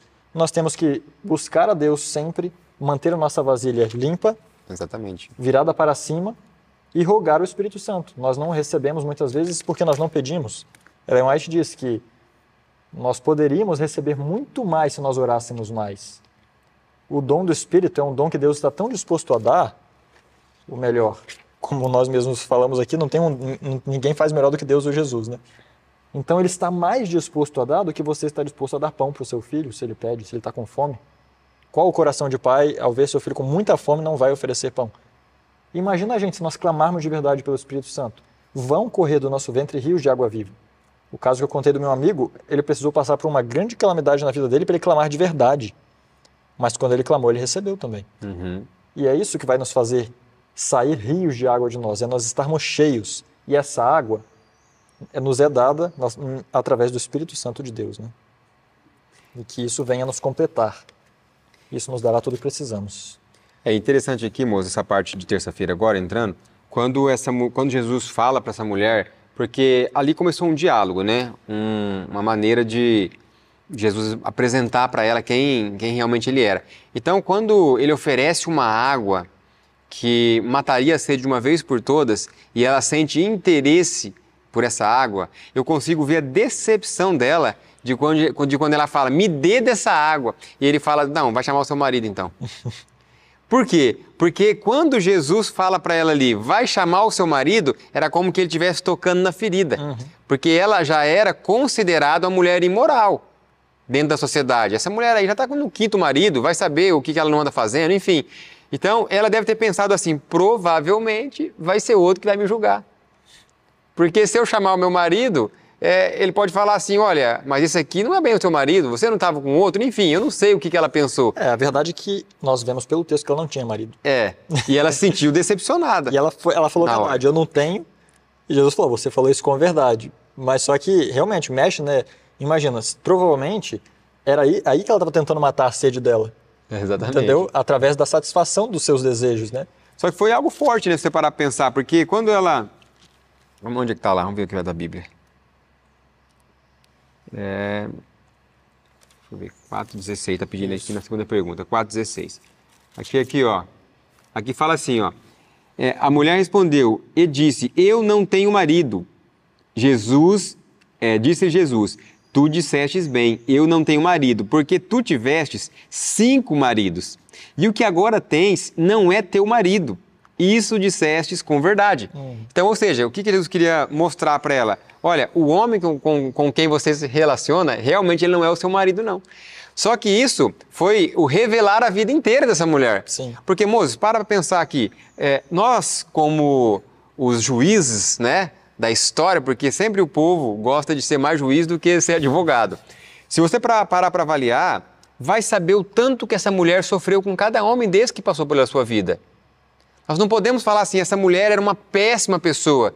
Essa mulher escolheu ser aí uma mulher da vida, uma mulher desorganizada, uma mulher que saía com vários homens. Mas será que nós podemos e sabemos o que realmente aconteceu com a vida dessa mulher? Como será que foi esse primeiro marido, esse segundo marido? Será que foi um homem abusivo? Será que foi um homem que maltratou essa mulher? Será que foi um homem que não se importava com ela? Porque quando nós olhamos para a tradição judaica, era isso que acontecia. A mulher não tinha um pingo de valor. Eles davam carta de divórcio para a mulher por qualquer motivo. Uma mulher que tinha o seu ventre fechado, ela era considerada como uma mulher amaldiçoada. Então, tinha várias situações muito complicadas. Vai saber os homens que passaram pela vida dessa mulher e nesse momento Jesus toca na ferida. Sabe o que eu vejo, irmãos? E trazendo para nós hoje em dia, isso para mim assim é algo que me choca. A maneira de Cristo trabalhar, ela é linda. Por quê? Porque Jesus ele fala para você assim, ó, vinde como estás. Só que nós não podemos permanecer como estamos. Nós precisamos de uma transformação. E para ser feita uma transformação, o Senhor pega naquele ponto onde mais te machuca. Naquele ponto onde foi que te levou a decisões erradas. Então Jesus, ele quer dar água da vida para essa mulher. Só que ele precisa tocar no ponto que ela precisa ser curada ali, que ela precisa ser restabelecida. E eu não sei qual é o meu ponto. Né? Ou qual é o meu ponto? Não, eu não sei qual é o seu ponto, reformulando aqui. Às vezes pode ser um pai agressivo, um pai abusivo, uma mãe abusiva, um marido abusivo, um marido que te traiu, que te batia. Eu não sei o que aconteceu na sua história, mas Jesus ele quer transformar, ele quer que você seja curado, que eu seja curado, que nós fôssemos curados, para que nesse momento nós possamos se transformar uma fonte de água viva. E você colocou muito bem colocado que para nós conseguirmos isso, nós precisamos do Espírito. Porque é o Espírito Santo que traz o azeite. É o Espírito Santo que faz ali aquela cura. E eu consigo imaginar nesse momento o desânimo e a tristeza e a decepção dessa mulher quando ela se depara com uma água da vida que não está mais sede e ela praticamente agora não quer e não deve, não pode expor a sua situação com aquele homem. É interessante notar o seguinte, você falou aí, né? O Espírito é como nós conseguimos. Essa mulher ia conseguir através do próprio Jesus. Porque sim, naquele momento. Sim. Hoje o substituto de Jesus para nós hoje é o Espírito Santo. Mas é interessante até ver que quando Jesus falou isso, ele demonstrou duas coisas. Um, ele conhecia todo o seu passado. E dois, ele não estava julgando ela conforme o seu passado. Ou seja, se ele estava oferecendo a água e ele sabia tudo de errado que ela tinha feito, ele estava dizendo o quê? Você cometeu esses erros, mas eu estou te oferecendo algo que você, embora não mereça por causa dos seus erros, é gratuito. Que vai purificar, porque a água é purificadora. Exatamente. E aí, eu gostaria de ir para a pergunta 5 de terça-feira, que lá fala para nós lermos Ezequiel 36, 25 a 27. E estava falando bem assim, como Ezequiel, nesses versos, reflete as verdades que Jesus procurou transmitir a Nicodemos e a samaritana. E aqui eu achei interessante. Nós temos duas pessoas. Temos um judeu e uma samaritana. Só que Jesus tentou dizer a mesma coisa para os dois. Ou seja, o povo deles não estava fazendo tanta diferença nesse ponto. E olha só o que diz aqui o verso 25. E tenta me dizer o que está acontecendo com esse verso. Olha, nesse verso. Porque primeiro, olha, eu vou ler antes um pouquinho. Diz assim. Quando eles entraram nos pagãos para onde foram, profanaram o meu santo nome. Quando disseram eles, essas são as pessoas do Senhor e foram embora da sua terra. Verso 20, isso. Quando Ezequiel escreveu, Ezequiel estava cativo, certo? Escrevendo para Judá. Mas o que ele falou aqui aconteceu tanto com Israel como com Judá. Os dois se misturaram com os pagãos. Os dois cometeram esses erros. Só que Deus fala o seguinte para eles no verso 25. Então, eu aspergirei água limpa sobre vós. Peraí, antes, eu acho que para complementar eu tenho que ler o verso 23 antes. Que o verso 23 eu acho que é o mais forte. Eu santificarei o meu grande nome que foi profanado entre os pagãos, o qual profanaste no meio deles. E os pagãos saberão que eu sou o Senhor, diz o Senhor Deus. Quando? Quando? O que diz aí, Kleber, na sua? Quando eu for santificado em vós diante dos olhos deles. Quando Deus for santificado em quem? Em vós. Quando Deus for santificado por vós? Não. Quando Deus for santificado pelo que vocês falarem? Quando eu for santificado em vós. Como é que Deus é santificado? Através do povo dele. Os pagãos sabem quem é Deus através do seu povo. Exatamente. E isso aqui eu já achei, por si só, já daria toda uma mensagem sozinho isso aqui, né? Sim, sim. Como é que Deus se santifica em nós? Mas tá, vamos continuar. O verso 25 diz, então eu aspergirei água limpa sobre vós, e ficareis limpos de toda a vossa imundícia, e de todos os vossos ídolos vos purificarei. Nós vemos aqui algo chamado justificação. Jesus está... justificação e santificação ao mesmo tempo, né? Jesus, ao mesmo tempo que ele limpa dos pecados, ele também limpa dos ídolos. E os ídolos não são o pecado, os ídolos são aquilo que nos leva ao pecado. Então, através dessa água limpa, Jesus purifica totalmente o homem. Verso 26, um novo coração também vos darei, e um novo espírito colocarei dentro de vós. E eu tirarei o coração de pedra da vossa carne, e vos darei um coração de carne. E o verso 27 diz, e eu colocarei o quê? Meu espírito. O meu espírito. Aí volta de novo o que nós dissemos. Deus opera toda essa transformação, Deus satisfaz toda a alma através de colocar o seu espírito dentro de nós. Assim nós somos, Deus é santificado em nós. E vos farei andar nos meus estatutos e guardareis os meus juízos e os fareis. Agora eu pergunto. A pergunta é as verdades, né, que foram transmitidas a Nicodemos e as samaritanas. Como elas estão refletidas aqui? Embora houvesse o preconceito de judeus com samaritanos e vice-versa, Jesus primeiro compara os dois. Por quê?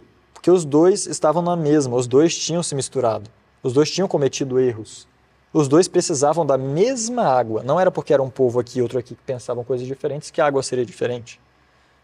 Nesse caso, a etnia não fazia diferença nenhuma.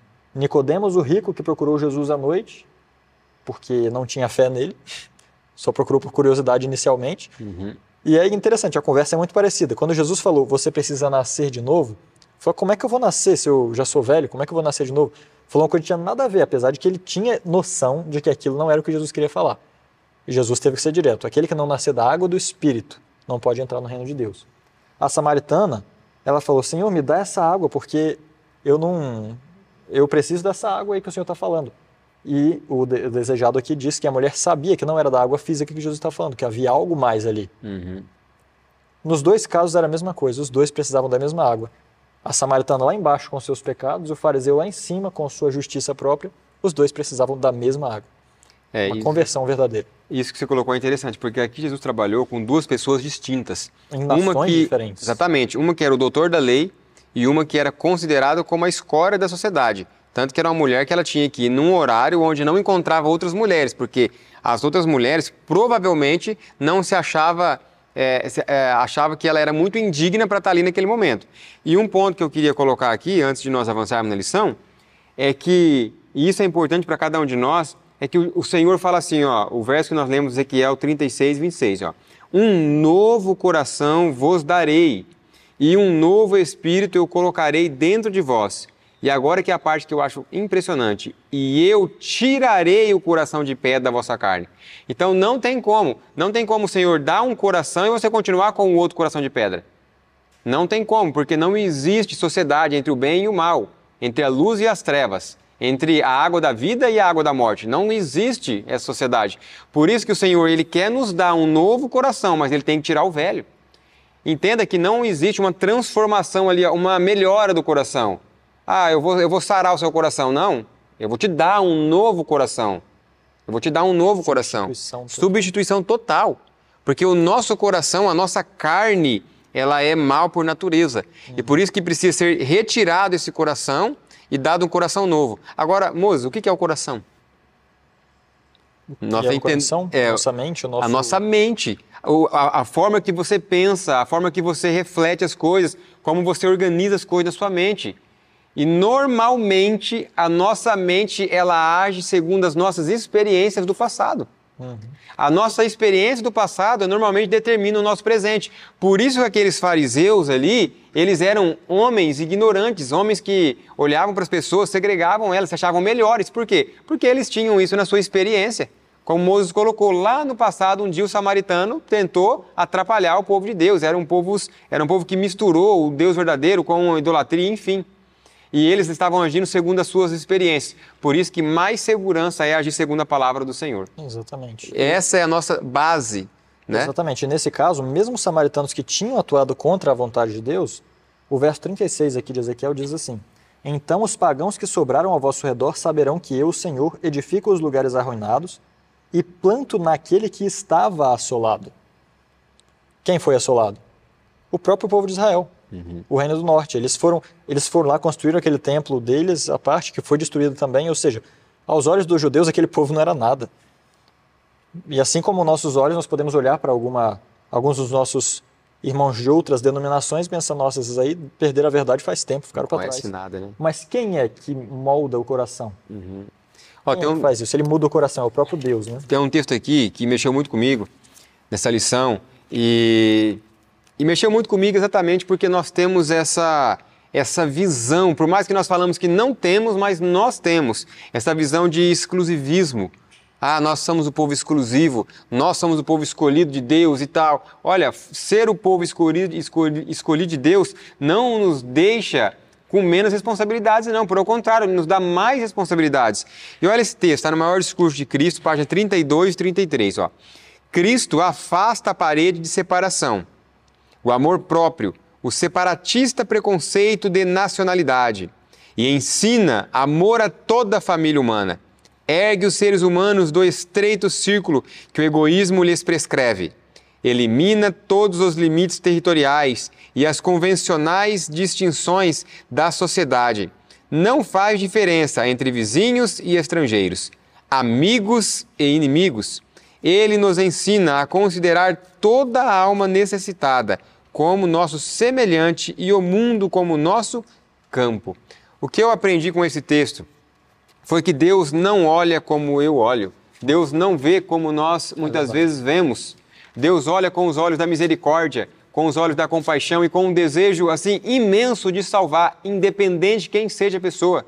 Ele escreve na palavra de Deus quando foi questionado por alguns homens, quando falaram assim, esse homem ele come com pecadores. Então ele fala assim, eu vim para os que estão enfermos. O médico vem para o que está enfermo. E mais forte ainda, ele fala assim, eis que os publicanos, as prostitutas entram diante de vós no reino dos céus. Puxa, imagina só o que foi para aqueles homens ouvirem essas palavras. As pessoas que eram consideradas como a escória da sociedade entraria primeiro. Agora, o porquê que entraria primeiro? Porque se converteria, né? Porque aqui, ó... É mais fácil para quem... Eu até fiz um comentário sobre isso numa lição que foi apresentada. Quem que é mais fácil ser salvo? Um ímpio rico ou um ímpio pobre? Quem é mais fácil ser salvo? O ímpio doente ou o ímpio saudável? Sempre é mais fácil que se faça algo pelo ímpio doente e pelo ímpio pobre. O ímpio rico e o ímpio saudável, ele não sente necessidade de Deus.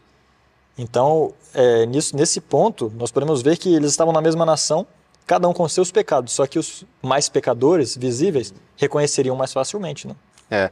E aqui tem um ponto falando sobre isso, a respeito desse muro de separação que existia, né? Desse preconceito grande que existia. E quando nós trazemos hoje para a nossa realidade, eu acredito assim, moço, por mais que nós ainda somos um pouco, ou muito, sei lá, vai depender de cada pessoa, preconceituoso, por mais que nós ainda temos esse preconceito, nós não somos hoje, isso é claro, é nítido, como o povo judeu, na questão assim, de fazer separação entre as outras denominações. No sentido assim, eu não quero nem passar perto desse, eu não vou nem trabalhar com ele porque eu não quero que ele se converta para vir para a minha igreja.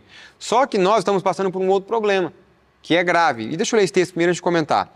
Ciência do Bom Viver procurava inspirar esperança aos mais rudes e menos promissores, prometendo-lhes a certeza de que haveriam de tornar-se irrepreensíveis e inocentes, alcançando um caráter que manifestaria serem filhos de Deus. Então, por que isso é importante nós entendermos?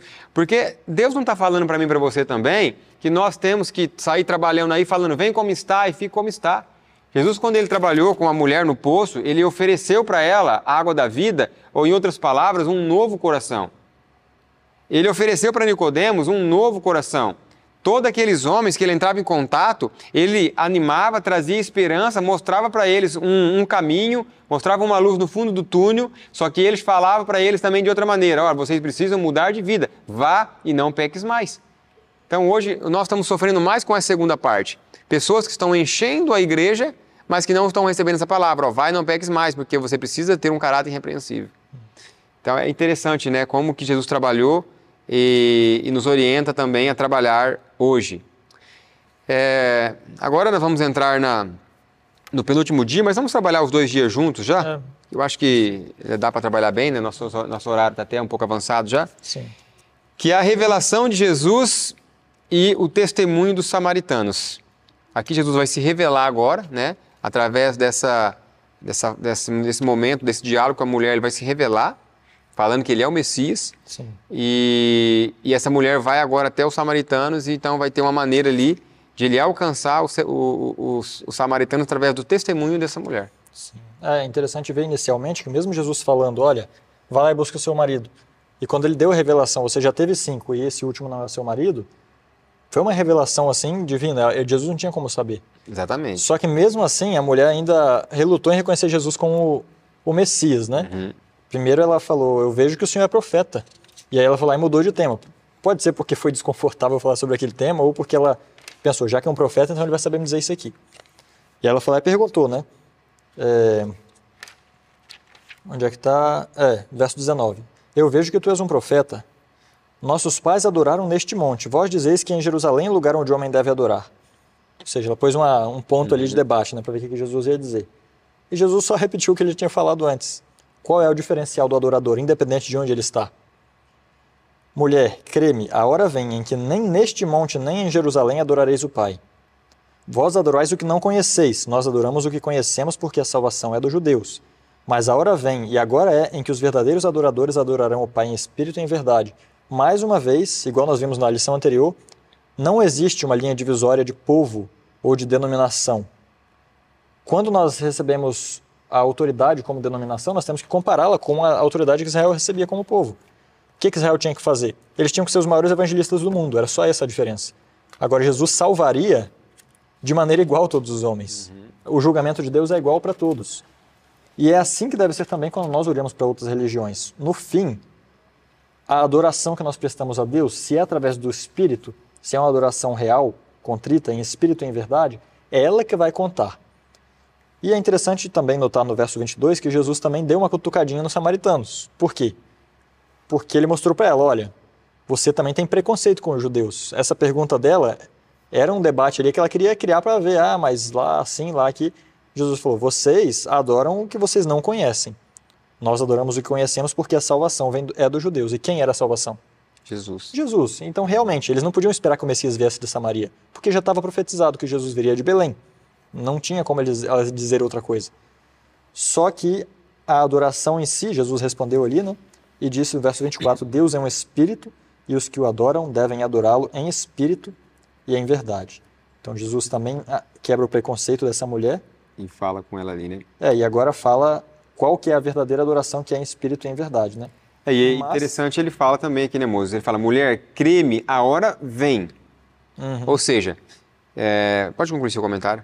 Não, eu só ia já chegar no final, né, onde a mulher fala, eu sei que vem o Messias, que se chama o Cristo, e quando ele vier nos anunciará todas as coisas. E aí vem Jesus, eu acho que com a declaração mais contundente de que ele era o Messias. Eu sou o que fala contigo. Tipo, eu sou o Messias, você está esperando? Eu já está aqui. Já está aqui para poder resolver os problemas. Ô, Moses, tem um ponto interessante aqui.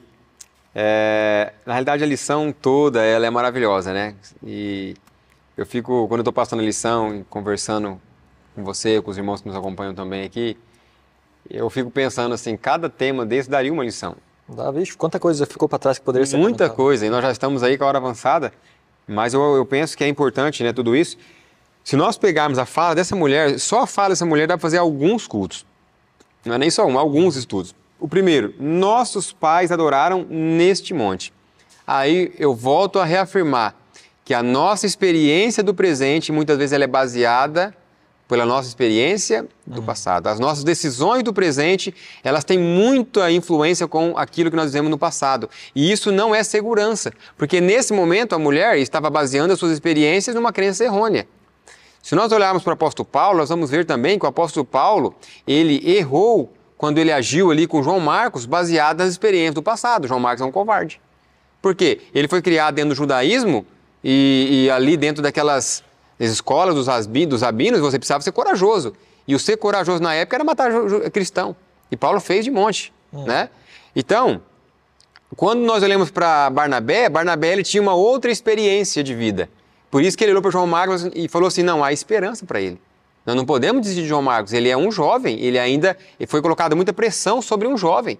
Então precisamos dar mais uma oportunidade para ele. E ali nós vimos que houve uma divisão entre os dois, né? E depois entendemos que foi muito bom ter acontecido aquilo, porque isso levou João Marcos a voltar para a obra missionária e depois ser muito útil para Paulo. Paulo escreve isso. Então ela fala isso, ela fala, olha, mas os nossos pais adoraram nesse monte, então eu estou simplesmente fazendo o que meu pai fazia, porque eu creio que é certo. E aí existia uma dúvida teológica na época ali. Vamos colocar assim, né? Nem existia essa palavra, mas vamos colocar que existia uma dúvida teológica ali. Onde eu devo adorar? Mais um conflito em si do que uma dúvida. Onde eu devo adorar? Eu devo adorar nesse monte, porque nesse monte também é lugar de adoração, ou em Jerusalém. E aí o Senhor fala para eles, né? Disse Jesus, mulher, crê em mim. A hora vem em que nem neste monte, nem em Jerusalém adorareis o Pai. Mas vós adorais o que não conheceis, mas nós adoramos, o que conhecemos, porque a salvação é dos judeus. E aí entra aquele outro ponto, né? O samaritano adorava tanto Deus Jeová, mas adorava vários outros deuses. Eles eram uma cultura mista, né? Então, mas a hora vem e agora em que os verdadeiros adoradores adorarão o Pai em espírito e em verdade. Então, o que eu vejo com isso? Que, independentemente se você está na igreja A, na igreja B, mas se você é fiel naquilo que você crê e adora o Pai em espírito e em verdade, o Senhor te aceita. Era isso que ele queria, de forma primária, mostrar para aquela mulher. Mulher, não fica preocupada. A adoração, de fato, vem do judeu. A salvação, de fato, vem do judeu. Só que mais me convém que você me adore em espírito e verdade. Você não precisa se tornar uma judeia agora, né? Aceitar ali todos os requisitos do judaísmo para você me adorar. Você pode me adorar aqui em Samaria. Sim. Mas o teu coração tem que ser meu. Até porque, Moze, é tão bacana isso daqui que nós podemos fazer um link com o que está lá em Jeremias, se eu não me engano, 29:13, onde fala lá que esse povo me honra com a boca e com os lábios, mas o coração está longe de mim. Então, sabe o que eu vejo? E é uma preocupação, eu queria trazer para você aqui, já partindo para o final da lição, é que se a nossa boca não estiver no mesmo lugar do nosso coração, é uma hipocrisia da nossa parte recitar, falar, cantar e louvar.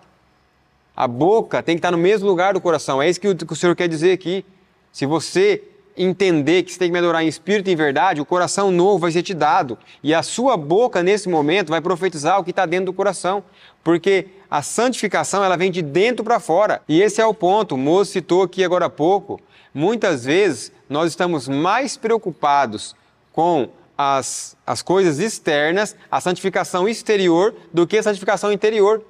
Quando eu tento mudar primeiro o exterior, antes de mudar o interior, eu estou correndo um grande risco. E sabe qual que é o risco? De ser um legalista. É o risco que os fariseus e saduceus percorreram a vida toda. Eles estavam mais preocupados com a aparência exterior do que com o coração interior. Eles estavam ali preocupados com Jesus curando um homem no sábado, mas dentro do seu interior estava planejando matar aquele homem. E matar o próprio Jesus. Né? Então, acho que a nossa preocupação primária tem que ser com o nosso interior, a santificação que vem de dentro para fora, uma santificação que ela é vista não simplesmente por palavras, e aí nesse momento ela é por ação, mas não só uma ação no vestuário, não só uma ação na alimentação, mas no ponto que dói, né? Na ignorância, nas reações, como que a pessoa trata a esposa, se a pessoa guarda raiva, se a pessoa perdoa, porque isso é o que... de resolver situações problemas difíceis entre ela e outros, né? Porque eu tenho visto muito isso, que acontece muito entre o povo de Deus. Querendo ou não, no final acaba sendo orgulho, né? Egoísmo. Que é quando um irmão tem algo contra mim, e eu falo que o problema é do irmão. Porque é ele que o problema está com ele, então é ele que resolve o problema. Mas será que ele permitiria que o irmão, tendo um problema que pode tirar ele do céu e ficar tranquilo? Realmente é uma coisa a se considerar. Realmente. Bom, Moço, então vamos agora finalizar essa lição. Queria que você trouxesse seus últimos comentários aí sobre quinta-feira. Eu vejo que essa lição tem sido muito boa, nós estamos conseguindo ver a mão de Deus trabalhando aqui, pelo menos eu estou vendo a mão de Deus trabalhando comigo, mostrando assim, ó, realmente esse ponto aqui é importante para você mudar também. Enfim, porque se a palavra de Deus não pregar primeiramente para nós, né, se eu só usar ela para aplicar para outros, eu corro o risco de nadar e morrer na praia, como muitos colocam. Sim. Tem muita coisa também da de quinta, mas realmente vamos passar mais rapidamente sobre isso.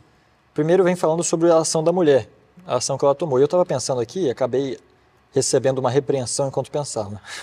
Porque essa mulher, qual foi a experiência dela? Jesus reconheceu quem era ela, falou para ela quem ela era, e imediatamente ela, ouvindo aquelas palavras e vendo que Jesus tinha se declarado o Messias, ela foi a primeira testemunha então ali dos samaritanos, foi até eles e começou a falar, olha, um homem que sabe tudo o que aconteceu na minha vida, ele não é o Messias? E eu pensei aqui comigo, né? O testemunho de uma pessoa pode fazer tanta coisa. Só que eu fiquei pensando, como muitas pessoas pensam, mas o meu testemunho nem tem tanta coisa assim, não tem nada demais. Meu Deus, o que teve demais no testemunho dela? Ela estava à beira da morte, foi resgatada. Ela cometeu erros no passado, com certeza, mas o testemunho dela foi simplesmente de que tinha alguém que sabia tudo que ela tinha no coração e tudo que ela era, que alguém a conhecia totalmente. E isso foi o que fez começar um grande ali reavivamento, podemos dizer, no meio dos samaritanos, né? E já indo para a parte final, Jesus então, quando a samaritana vai, ele dá algumas lições super importantes para os discípulos naquele momento. Ele mostra como que às vezes nós vamos colher frutos que nós não plantamos e às vezes nós podemos plantar frutos e não ser nós que vamos colher.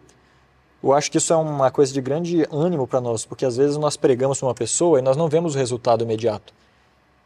E às vezes a gente pode morrer e a gente não ter visto o resultado na vida da pessoa, do nosso trabalho. Mas Jesus fala assim, olha o que está dizendo aqui. 35. Não dizeis vós ainda que há 4 meses e então virá a colheita? Eis que eu vos digo, levantai os vossos olhos e vede os campos, porque eles já estão brancos para a colheita. E o que ceifa recebe salário e ajunta fruto para a vida eterna. Agora o verso 37. Porque nisto é verdadeiro ditado. Um é o que semeia, outro que ceifa. Eu vos enviei a ceifar onde vós não trabalhastes. Outros homens trabalharam e vós entrastes no seu trabalho. O que eu gostaria de terminar aqui então é que nós, vendo toda a maneira de Jesus atuar com esse povo, nós nunca pensemos que o nosso trabalho missionário não vai ser suficiente. Tudo aquilo que nós pudermos fazer vai deixar uma semente ali. Pode ser que nós não colhamos, mas a colheita que os discípulos tiveram, não vou ir em Atos agora porque vai ficar muito longo, mas eles em Atos, depois que Jesus já tinha derramado sobre eles o Pentecoste, foi que eles tiveram a maior colheita de samaritanos. Não foi nesse momento aqui. Teve uma colheita? Teve, mas ficou mais semente do que colheita em si. A maior colheita veio depois, com o derramamento do Espírito, e os discípulos tiraram todo aquele fruto, né?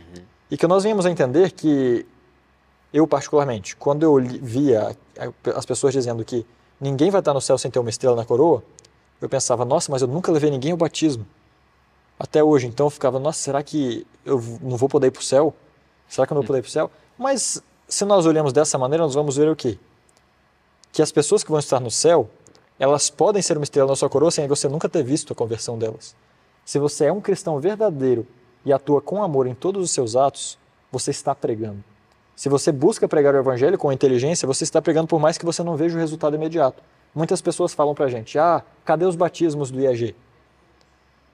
Nós podemos realmente não batizar, até porque é complicado, né? Alguns pedem que nós batizemos, mas nós não podemos, em teoria. E o que acontece no final das contas? A própria Ellen White disse que o livro O Grande Conflito brilharia em prateleiras algum dia, e isso seria uma grande maneira de levar a mensagem. Quantas pessoas, quantas estrelas não estão em cada livro que nós entregamos? Então eu deixo aqui, por fim, que nós não tenhamos nenhum preconceito para com aqueles que não pensam como nós, que nós venhamos a nos humilhar e buscar essa água viva e não busquemos mais nos satisfazer com as águas do mundo. E por fim, que nós nunca venhamos a desvalorizar o valor do nosso próprio testemunho, às vezes, de uma palavra, de um ato, porque ele pode gerar uma grande colheita que nossos olhos não podem não ver, mas que Deus está anotando no céu e vai ser a estrela na nossa coroa. Amém. Que essa lição possa ter sido uma bênção na vida de vocês também, assim como foi na minha. Eu gostaria de finalizar minha participação aqui, nessa lição, lendo um texto para vocês, que está no Desejado de Todas as Nações, na página 145, 146, que diz assim, quando Jesus se sentou para descansar à beira do poço de Jacó, havia chegado da Judéia, onde seu ministério produzira pouco fruto. Havia sido rejeitado pelos sacerdotes e rabinos, e os próprios que afirmavam ser seus discípulos deixaram de perceber seu caráter divino. Estava desfalecido e cansado. No entanto, não negligenciou a oportunidade de falar a uma única mulher, embora fosse uma estrangeira, inimiga de Israel, que vivia abertamente em pecado. Irmãos, na vida ou no mundo da agricultura, existem alguns conceitos que, se nós aplicarmos na nossa vida realmente, nós vamos colher e receber muitos benefícios. Na agricultura se entende que às vezes existe um terreno que não está preparado para receber uma semente. Um terreno que ainda precisa de um tempo. Ele precisa ali de ser corrigido a acidez do solo, né? Precisa de receber nutrientes adequados, precisa ser quebrado aquele torrão, aquela terra pilada, aquela terra compacta que endureceu devido a muitas chuvas e muito sol. Precisa ser feito, passar ali alguns maquinários, né, tal como a niveladora ou a rotativa, para largar o terreno plano, o terreno pronto e preparado para receber a semente. Então o que eu quero dizer é que às vezes você está semeando em terreno errado. Você precisa mudar o terreno que você está semeando. Hoje nós estamos muito preocupados em semear, ou em outras palavras, em pescar somente dentro do aquário. A igreja adventista precisa sim ser aí, no caso, orientada, precisa sim de muitos atalaias aí tocar a trombeta, dar a trombeta o sonido certo. Precisa de homens e mulheres que sejam servos de Deus, mas nós não podemos mirar as nossas armas somente para dentro da igreja. Querer ser ali um homem que está dando o sonido correto, nós também temos que trabalhar com as pessoas de fora. E foi isso que aconteceu na vida de Jesus nesse momento. A igreja de Deus, a igreja ali judaica, que era o povo escolhido de Deus, virou as costas para Deus. Mas o Senhor levou a mensagem em um novo terreno e aquela semente caiu e germinou e deu muitos frutos, nós sabemos disso.